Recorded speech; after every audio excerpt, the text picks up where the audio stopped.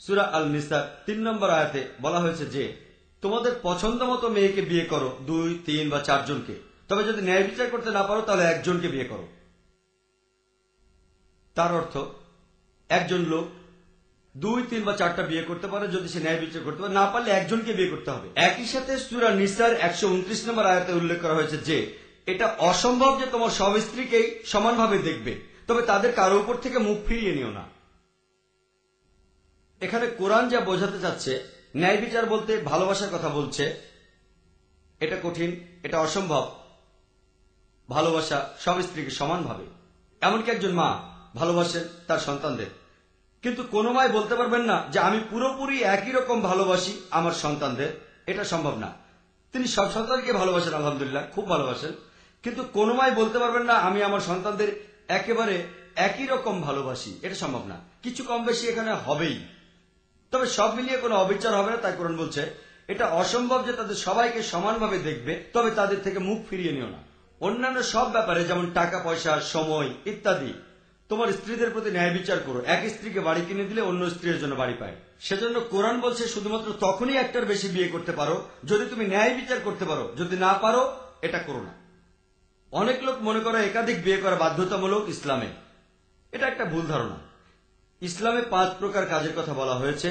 প্রথমটা হলো ফরজ, যার অর্থ বাধ্যতামূলক। দ্বিতীয়টা হলো মুস্তাহাব, সুপারিশ করা হয়েছে বা উৎসাহ দেওয়া হয়েছে। তৃতীয়টা হলো মুবাহ, অর্থাৎ ঐচ্ছিক।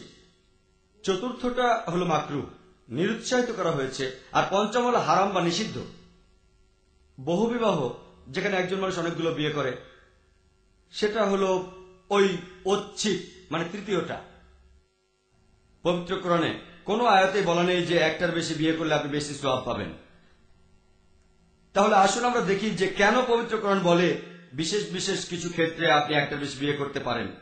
প্রাকৃতিকভাবে পুরুষ ও নারীকে সমান অনুপাতে বানানো হয়েছে, পুরুষ ও নারীকে সমান অনুপাতে বানানো হয়েছে।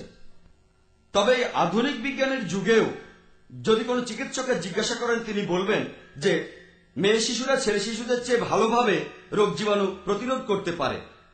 তাই এই চিকিৎসা বিজ্ঞানের যুগেও মেয়ে শিশুদের চেয়ে ছেলে শিশু বেশি মারা যায়। তাই এই চিকিৎসা বিজ্ঞানের যুগেও মেয়েদের সংখ্যা ছেলেদের চেয়ে অনেক বেশি। মানুষ ছোট থেকে বড় হয়, তারপর একসময় মারা যায় অ্যাক্সিডেন্টে, ধূমপানের কারণে, যুদ্ধে ইত্যাদিতে। আর এসব ক্ষেত্রে মেয়েদের তুলনায় ছেলেরা বেশি মারা যায়। তাই পৃথিবীতে এখন মেয়েদের সংখ্যা অনেক বেশি ছেলেদের সংখ্যার চেয়ে। শুধুমাত্র কয়েকটি দেশে, যেমন ইন্ডিয়াতে দেখবেন যে ছেলেদের সংখ্যা মেয়েদের সংখ্যার চেয়ে বেশি। আর আমি আগেও বলেছি এর কারণ হলো মেয়ে শিশু হত্যা করা। আর বিবিসির একটা প্রোগ্রাম, এমিলি বুকাননের উপস্থাপনায়, নাম অ্যাসাইনমেন্ট, বিষয় ছিল দেরিতে মৃত্যু। বলা হয়েছে যে প্রত্যেকদিন ৩,০০০-এরও বেশি মহিলার গর্ভপাত ঘটানো হয় শুধুমাত্র ইন্ডিয়াতে, যখন তারা বুঝতে পারে যে তাদের সন্তানটা মেয়ে। যদি এটাকে ৩৬৫ দিন দিয়ে গুণ করেন, তাহলে এক বছরে ১০ লাখেরও বেশি মহিলার গর্ভপাত ঘটানো হয় শুধুমাত্র ইন্ডিয়াতে, যখন তারা বুঝতে পারে যে সন্তানটা মেয়ে। যদি এই গর্ভপাত বন্ধ করা যায়, তাহলে ইন্ডিয়াতেও এবং আরো কয়েকটি দেশে মেয়েদের সংখ্যা ছেলেদের সংখ্যাকে ছাড়িয়ে যাবে। এক পরিসংখ্যান অনুযায়ী শুধুমাত্র আমেরিকাতে মেয়েরা সংখ্যায় ৭৮ লক্ষ জন বেশি ছেলেদের চাইতে। শুধুমাত্র নিউ ইয়র্কেই মেয়েরা সংখ্যায় ১০ লক্ষ জন বেশি ছেলেদের চাইতে। নিউ ইয়র্কের অধিবাসীদের মধ্যে পরিসংখ্যান আমাদের বলছে ১/৩ হল গে। গে অর্থ হল সডোমাইট, অর্থাৎ সমকামী। তার মানে পুরুষরা সঙ্গী হিসাবে বেছে নেয় পুরুষকে। ২.৫ কোটিরও বেশি পুরুষ হল গে, সডোমাইট, শুধুমাত্র আমেরিকাতে, ইউএসএতে। এটা একটা সমস্যা। ২.৫ কোটি। দেখা গেছে শুধু ইংল্যান্ডে মেয়েদের সংখ্যা ৪০ লক্ষ জন বেশি ছেলেদের চাইতে।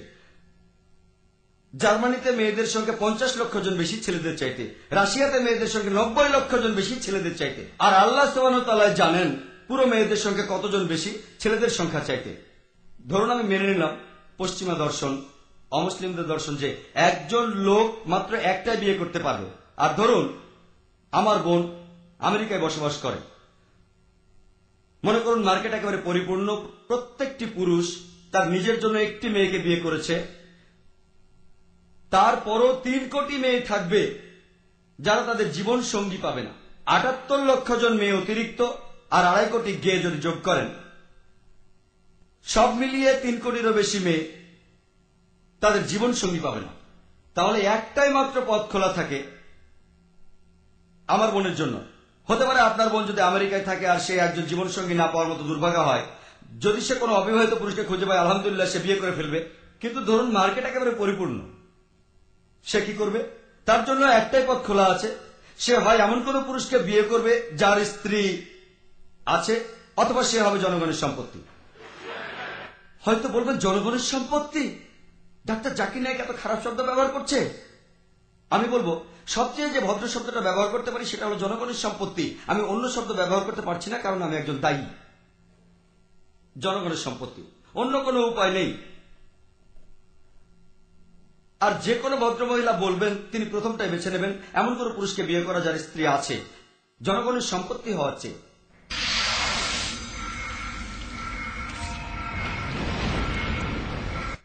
আর আপনারা জানেন পশ্চিমা বিশ্বে এটা খুব কমন, মানুষ রক্ষিত রাখে খুব কমন। আমেরিকার পরিসংখ্যান আমাদের বলে যে গড়ে একজন মানুষের 8 জন আলাদা যৌনসঙ্গী থাকে।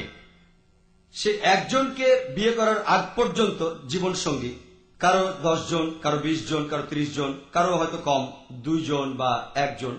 তবে গড়ে 8 জন আলাদা জীবন সঙ্গী থাকে সে একজনকে বিয়ে করে সংসার করার আগ পর্যন্ত। রক্ষিত রাখা কোনো সমস্যা না, আপনি 1 জন, 10 জন, 20 জন, 30 জন যা খুশি রাখেন, সমস্যা নেই। কিন্তু যদি কোনো মহিলাকে জিজ্ঞেস করেন, যখন কোনো মহিলা একজন রক্ষিত হয় তার কোনো সম্মান থাকে না, সে ছোট হয়ে যায়, তার কোনো অধিকার থাকে না। যদি সেই মহিলার সাথে তুলনা করেন, যে মহিলা হলো কোন লোকের দ্বিতীয় স্ত্রী, সে সম্মান পায়, সবাই শ্রদ্ধা করে, তার অধিকারও থাকে। আমরা ইসলামে আলহামদুলিল্লাহ মহিলাদের উপযুক্ত সম্মান দিই। পশ্চিমা বিশ্বের লোকজন খুব সহজেই এটা মেনে নেয় যে একজন লোকের অনেক রক্ষিতা আছে, কিন্তু একজন লোকের একাধিক স্ত্রী আছে এটা মানতে পারে না। ইসলামের কাছে মানব জাতির এই সমস্যাগুলির সমাধান আছে। আপনি যদি ভালোভাবে দেখেন, বেশিরভাগ ধর্ম ভালো কথা বলে, ডাকাতি করো না, ঠকিও না ইত্যাদি। ইসলামও একই কথা বলে। তবে ইসলাম ও অন্য ধর্মের মধ্যে পার্থক্য হলো, ইসলাম ওই কথাগুলো বলার পাশাপাশি আপনাকে পথ দেখাবে কিভাবে অর্জন করা যায়, অথবা সেই ক্ষমতা অর্জন করা যেখানে এই বিশেষ নিয়ম নীতিগুলি অনুসরণ করা যায়। উদাহরণস্বরূপ, সব প্রধান ধর্মগুলি পশ্চিমা বিশ্ব সহ বলে যে কোনো মানুষের ডাকাতি করা উচিত না। আপনি যদি আমেরিকান সংবিধান পড়েন, বলা হয়েছে যে কোনো নাগরিকের ডাকাতি করা উচিত না। তারপরও যদি কেউ করে তার জন্য বিশেষ কিছু বিধান আছে, তবে এটা খুব বেশি কিছু করে না। ইসলামও বলে তুমি ডাকাতি করো না, তবে ইসলামের কাছে সমাধান আছে। ইসলাম পথ দেখায় কিভাবে এই অবস্থা অর্জন করবেন যেখানে মানুষ ডাকাতি করবে না। ইসলাম ধর্মে জাকাতের ব্যবস্থা আছে সেই ধনী লোকদের জন্য যাদের প্রয়োজনের অতিরিক্ত সম্পদ আছে।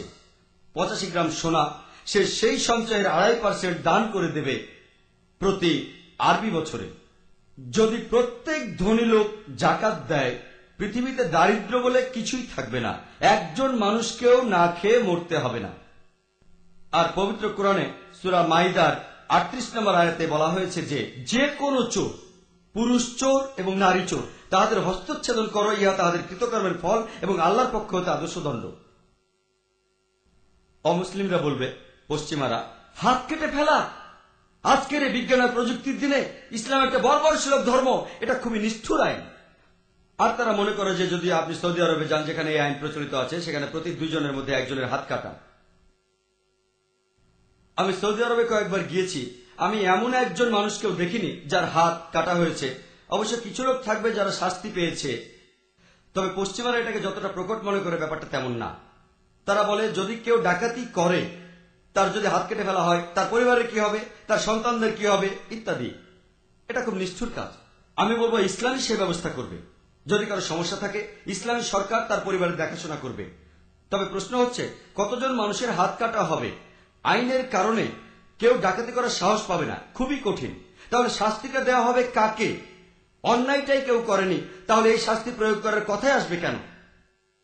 বর্তমানে আমেরিকা পৃথিবীর সবচেয়ে উন্নত দেশগুলির মধ্যে একটি। আপনি কি জানেন আমেরিকার অপরাধের হারও অনেক বেশি?